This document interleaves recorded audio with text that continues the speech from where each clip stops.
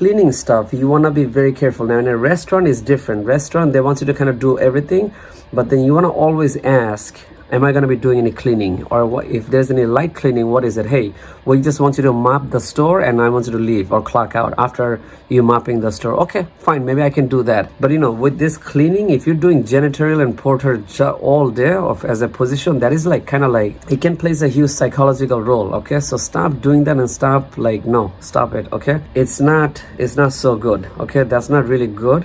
And there's so many options. Those are leave it for the people who don't have any options, who want to do this, who love to do those stuff. Let them do that. If you're talented, if you're a creator, you can even get a job at McDonald's, then go get a job at McDonald's. Why you gotta do porters?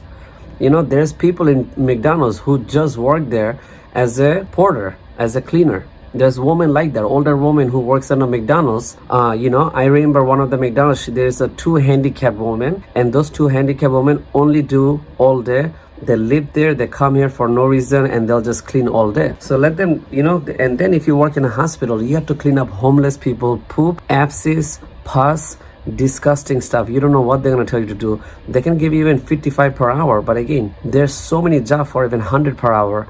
Why are you doing that? Why would you do that? If you want to make $10,000 tonight, there's people selling drugs to sell $10,000 to make $10,000.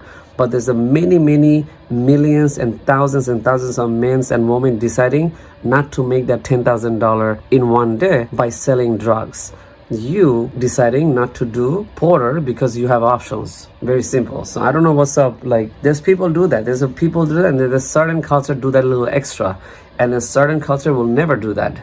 Everybody is not willing to rob a car. There's a certain people are willing to rob the car and willing to take that risk and keep taking that risk over and over. It's crazy because there's a lot of these college kids, they do this thing, and it makes you wonder that, you see, when somebody give you $1, people are so hungry for dollars that, okay, I'm going to give you 32 per hour. Oh my God, I'm going to become rich. Like, okay, here, $10 in 3 hours, do DoorDash. Okay, everybody start doing DoorDash. Everybody start doing Uber. It's like, bro, start using your brain. If you don't have a brain, go search it on YouTube. What is inside the brain? Get programmed inside the YouTube or all this social media. Then you can make videos. But this is just like, what in the world, bro? Come on. When you give people money, this is what people end up doing without thinking. And little bit bonus, by the way, if your friends, if you do have a wrong influence, if your friends are all working in a restaurant, or if they're all doing like janitorial and all this type of stuff, let them tell you whatever it is. Because I used to have people like that who used to tell me, hey, you should do this. There's also people told me that to stay on a restaurant or open up restaurant. There's people gonna come up with all these crazy ideas, right? But guess what? I said no to all of them because I know exactly where I was headed. Okay, so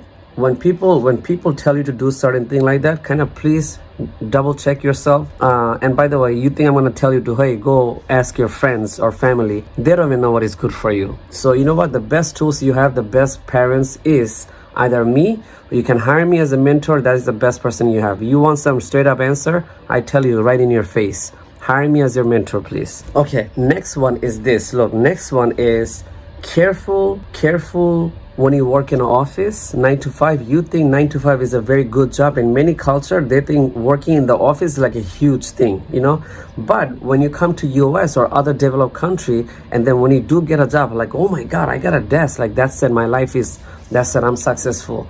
Guess what? There's a little layer, there's one hidden layer, you gotta watch it. When you work in the office, make sure the boss does not pay you 15 per hour or minimum wage. If they do pay you, if you do get a job in the office, anybody can hire. Even IBM can hire, even Motorola, even Apple can hire. But if they hire you and if they pay you minimum wage of like $15 or $14, depending on your states, you need to watch it. Be careful, all right? Don't get your hopes so high. I think every company should what company do now is one of the shady techniques is they're gonna tell you to work in this fancy job and the listing looks so damn beautiful, and the way they market themselves, this position is like, wow, is the greatest thing to work. But the thing is, when it comes to the payment, they're gonna pay you like $14.95.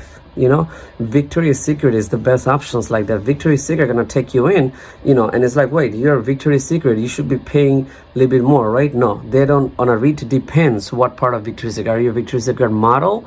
Are you Victoria's Secret retail, or even Victoria's Secret makeup line? To give you an example, they can pay you minimum wage. So for that, you have to be very careful. If you get a job in the office and they're using you too much, and you're getting paid, like, even they'll tell you, like, hey, I want you to fix the printer, I want you to do this, I want you to go there, get this, get that, change the battery. This is some technical stuff. You have to, and you better be asking a lot for that. You better not work minimum wage for that, and don't just get fooled by minimum wage. All right, do not read the contract. Take your time to read the contract. If you don't want to read the contract, then just learn from me, hire me, I'll tell you more about it. But no, I don't think it's worth it to have a minimum wage in an office.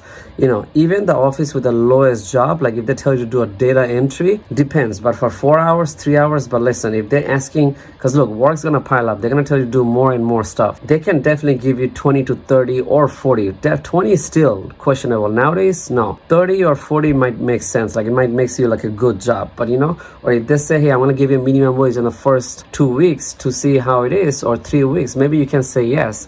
Later on they need to jump it, so keep communicating and keep letting that know, because if you're fresh, if you're new, you also need to learn. Avoid office if they're paying you minimum wage over. A lot of these law firms been also doing that too. They're using new people